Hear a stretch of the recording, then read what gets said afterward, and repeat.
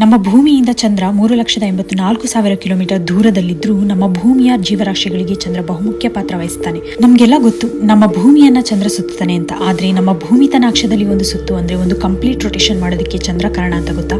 ಹೌದು, ಚಂದ್ರನ ಗುರುತ್ವಾಕರ್ಷಣೆ ಸಹಾಯದಿಂದ ನಮ್ಮ ಭೂಮಿಯ ರೊಟೇಷನ್ ಸ್ಪೀಡ್ 24 ಗಂಟೆಗೆ ಅಂದ್ರೆ ಒಂದು ದಿನಕ್ಕೆ ಸೀಮಿತವಾಗಿದೆ. ಇನ್ ಕೇಸ್ ಚಂದ್ರ ಇಲ್ಲ ಅಂದಿದ್ರೆ ವಿತಿನ್ 5 hours ನಮ್ಮ ಒಂದು ದಿನ ಮುಗ್ದೋಗ್ತಿತ್ತು. ಅಂದ್ರೆ ಅಷ್ಟು ವೇಗವಾಗಿ ನಮ್ಮ ಭೂಮಿ ತನ್ನ ಅಕ್ಷದಲ್ಲಿ ರೊಟೇಟ್ ಆಗ್ತಿತ್ತು. ಇಂತಹ ನಮ್ಮ ಚಂದ್ರ ಹುಟ್ಟಿದ್ದು ಹೇಗೆ? ಸುಮಾರು 4.5 ಬಿಲಿಯನ್ ವರ್ಷಗಳ ಹಿಂದೆ ನಮ್ಮ ಭೂಮಿ ಹುಟ್ಟಿದಂತಹ ಸಮಯದಲ್ಲಿ ಥಿಯಾ ಎಂಬ ಒಂದು ಸ್ಪೇಸ್ ಆಬ್ಜೆಕ್ಟ್ ಭೂಮಿಗೆ ಡಿಕ್ಕಿ ಹೊಡೆದಾಗ ನಮ್ಮ ಭೂಮಿ ಮತ್ತು ಥಿಯಾ ಎಂಬ ಸ್ಪೇಸ್ ಆಬ್ಜೆಕ್ಟ್ ನ ಕೆಲ ಭಾಗಗಳು ಛಿದ್ರವಾಗಿ ಆಕಾಶದಲ್ಲಿ ತೇಲುವಂತಹ ಸಮಯದಲ್ಲಿ ಆ ಭಾಗಗಳು ಒಟ್ಟಾಗಿ ಸೇರಿಕೊಂಡು ಚಂದ್ರನ ರಚನೆ ಆಯಿತು ಅಂತ ಹೇಳಲಾಗುತ್ತೆ. ಇದನ್ನೇ ನಾವು ಗೇಂಟ್ ಇಂಪ್ಯಾಕ್ಟ್ ಥಿಯರಿ ಅಂತ ಹೇಳುವುದು. ಇಂತಹ ಚಂದ್ರನನ್ನು ನಾವು ಪೂರ್ತಿಯಾಗಿ ನೋಡೇ ಇಲ್ಲ ಅನ್ನೋದು ಕೂಡ ಒಂದು ಕ್ಯೂರಿಯಸ್ ಪಾಯಿಂಟ್. ನಾವು ಆಕಾಶದಲ್ಲಿ ಏನು ಚಂದ್ರನ ನೋಡ್ತೀವೋ ಅದು ಕೇವಲ ಒಂದು ಭಾಗ ಅಷ್ಟೇ. ಇನ್ನೊಂದು ಭಾಗ ಅಂದ್ರೆ dark side of the Moon ಅಂತ ಏನ್ ಕರಿತೀವಿ ಅದು ಇಂದಿಗೂ ನಿಗೂಢವಾಗಿದೆ. ಇನ್ಫ್ಯಾಕ್ಟ್ ಇನ್ನು ನಮ್ಮ ಸೈಂಟಿಸ್ಟ್ಗಳಿಗೂ ನಮ್ಮ ಚಂದ್ರನ ಇನ್ನೊಂದು ಭಾಗದ ಬಗ್ಗೆ ಮಾಹಿತಿ ಇಲ್ಲ. ಇದಕ್ಕೆ ಕಾರಣ ಏನು ಅಂತ ಹೇಳೋದಾದ್ರೆ ಚಂದ್ರನ ರೊಟೇಷನ್. ಹೌದು, ಇದನ್ನ ನಾವು ಸಿಂಕ್ರೋನಸ್ ರೊಟೇಷನ್ ಅಂದ್ರೆ ಕನ್ನಡದಲ್ಲಿ ಸಂಕ್ರಮಣ ತಿರುಗಾಣಿಕೆ ಅಂತ ಹೇಳ್ತೀವಿ.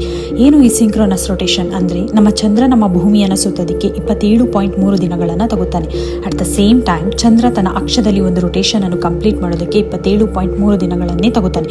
ಹಾಗಾಗಿ ನಮಗೆ ಯಾವಾಗಲೂ ಚಂದ್ರನ ಒಂದು ಭಾಗ ಅಷ್ಟೇ ಗೋಚರವಾಗೋದು. ಇದೇ ಕಾರಣಕ್ಕೆ ನಾವು ಆಲ್ಮೋಸ್ಟ್ ಒಂದು ತಿಂಗಳಿಗೊಮ್ಮೆ ಒಂದು ಪೂರ್ಣ ಚಂದ್ರ ಅಥವಾ ಫುಲ್ ಮೂನ್ ಅನ್ನ ನೋಡುವುದು. ಇಂತಹ ಫುಲ್ ಮೂನ್ ಸಮಯದಲ್ಲಿ ನಮ್ಮ ಭೂಮಿ ಸೂರ್ಯ ಹಾಗೂ ಚಂದ್ರನ ಮಧ್ಯೆ ಬಂದಿರುತ್ತೆ ಮತ್ತು ಸೂರ್ಯ ಹಾಗೂ ಚಂದ್ರ ಒಂದೇ ರೇಖೆಯಲ್ಲಿ ಇರ್ತಾರೆ.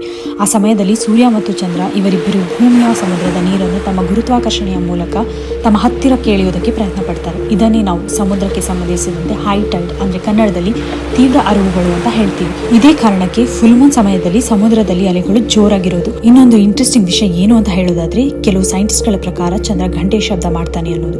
ಹೌದು, ಅಪೋಲೋ ಸೈಂಟಿಸ್ಟ್ಗಳು ಕೆಲವು ಸೈಂಟಿಫಿಕ್ ಇನ್ಸ್ಟ್ರೂಮೆಂಟ್ಗಳಲ್ಲಿ ಇದನ್ನ ಕೇಳಿಸಿಕೊಂಡಿದ್ದಾರೆ ಅಂತ ಹೇಳಲಾಗಿದೆ. ಅಂಡ್ ಇದನ್ನ ಅವರು Moon rings like a bell ಅಂದ್ರೆ ಚಂದ್ರ ಗಂಟೆ ಅಂತೆ ನಾದಿಸ್ತಾನೆ ಅಂತ ಹೇಳಿದ್ದಾರೆ. ಆದ್ರೆ ನಾವು ಇಲ್ಲಿ ಒಂದು ವಿಷಯನ ಗಮನಿಸಬೇಕು. ಒಂದು ಶಬ್ದ ಅಥವಾ ಧ್ವನಿ ಕ್ರಿಯೇಟ್ ಆಗಬೇಕು ಅಂದ್ರೆ ಅದಕ್ಕೆ ಗಾಳಿಯ ಸಹಾಯ ಬೇಕಾಗುತ್ತೆ. ಆದ್ರೆ ಚಂದ್ರನಲ್ಲಿ ಈ ಗಾಳಿಯ ಅಂಶ ಇಲ್ಲ. ಸೊ ಈ ಶಬ್ದ ಚಂದ್ರನಲ್ಲಿ ಹೇಗೆ ಬಂತು ಅನ್ನೋದು ನಿಜವಾಗ್ಲೂ ಕುತೂಹಲಕಾರಿಯಾದಂತಹ ವಿಷಯವಾಗಿದೆ. ಇನ್ನು ನಮ್ಮ ಭೂಮಿಯ ಮೇಲೆ ಚಂದ್ರನ ತುಣುಕುಗಳು ಸಹ ಪತ್ತೆಯಾಗಿವೆ. ಯಾವಾಗ ಚಂದ್ರನಿಗೆ ಕೆಲವು ಭಾರಿ ಪ್ರಮಾಣದ ಉಲ್ಕೆಗಳು ಬಂದು ಅಪ್ಪಳಿಸಿದೆಯೋ ಆಗ ಚಂದ್ರನ ಕೆಲವು ತುಣುಕುಗಳು ನಮ್ಮ ಭೂಮಿಯ ಕೆಲವು ಭಾಗಗಳಲ್ಲಿ ಬಿದ್ದಿರೋದಾಗಿದೆ. ಅದೇ ರೀತಿ ನಮ್ಮ ಭೂಮಿಯ ಕೆಲವು ತುಣುಕುಗಳು ಚಂದ್ರನ ಮೇಲೆ ಕೂಡ ಸಿಕ್ಕಿದೆ. ಇಂತಹ ನಮ್ಮ ಚಂದ್ರ ನಮ್ಮ ಭೂಮಿಯಿಂದ ವರ್ಷಕ್ಕೆ 3.8 ಸೆಂಟಿಮೀಟರ್ ಅಷ್ಟು ದೂರ ಕೂಡ ಹೋಗ್ತಿದ್ದಾನೆ ಅನ್ನೋದು ವರದಿಯಾಗಿದೆ.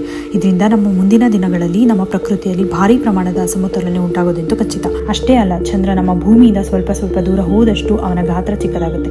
ಇದರ ಪರಿಣಾಮ ನಾವು ಇವಾಗ ಏನ್ ಸೂರ್ಯಗ್ರಹಣ ನೋಡ್ತಿದೀವೋ ಅದು ಮುಂದಿನ ದಿನಗಳಲ್ಲಿ ಸಂಭವಿಸದೇ ಇರಬಹುದು. ಸೊ ಇಷ್ಟೆಲ್ಲ ವಿಸ್ಮಯಕಾರಿ ಅಂಶಗಳನ್ನ ಹೊಂದಿರೋ ಚಂದ್ರನ ಮೇಲೆ ಮನುಷ್ಯನ ವಾಸ ಸಾಧ್ಯನಾ ಅನ್ನೋ ವಿಷಯಕ್ಕೂ ಕೆಲವು ಚಾಲೆಂಜಿಂಗ್ ವಿಷಯಗಳು ಕೂಡ ಇವೆ. ಅದರಲ್ಲಿ ಒಂದು ಚಂದ್ರನ ಮೇಲೆ ಸಿಕ್ಕಿರುವ ನೀರು. ಚಂದ್ರನ ಮೇಲೆ ಸಿಕ್ಕಿರುವ ನೀರು ಹಿಮಗಡೆಯ ಸ್ಥಿತಿಯಲ್ಲಿದ್ದು ಅದು ಮನುಕುಲಕ್ಕೆ ಯೋಗ್ಯವಲ್ಲದ ನೀರಾಗಿರೋದಾಗಿದೆ. ಇನ್ನೊಂದು ಅಂಶ ಏನು ಅಂದ್ರೆ ಚಂದ್ರನಲ್ಲಿರುವ ಧೂಳು. ಇದು ನಮ್ಮ ಮಾನವ ಜೀವದಲ್ಲಿರುವ ಮೂಳೆಗಳಿಗೆ ಅಪಾಯಕಾರಿಯಾಗಿರೋದಾಗಿ ಹೇಳಲಾಗಿದೆ. ಹೀಗೆ ಮೇಲ್ನೋಟಕ್ಕೆ ನಮ್ಮ ಭೂಮಿಗೆ ಚಂದ್ರ ಕೇವಲ ಒಂದು ಉಪಗ್ರಹ ಆಗಿದ್ರೆ ಅದರ ಆಳಕ್ಕೆ ಇಳಿದು ಅಧ್ಯಯನ ನಡೆಸಿದಾಗ ಮಾತ್ರ ಚಂದ್ರ ಇಲ್ಲದೆ ಈ ಭೂಮಿಯಲ್ಲಿರುವ ಜೀವರಾಶಿಗಳ ಉಳಿವು ಸಾಧ್ಯನಾ ಅನ್ನೋ ಪ್ರಶ್ನೆನ ಹುಟ್ಟು ಹಾಕುತ್ತೆ.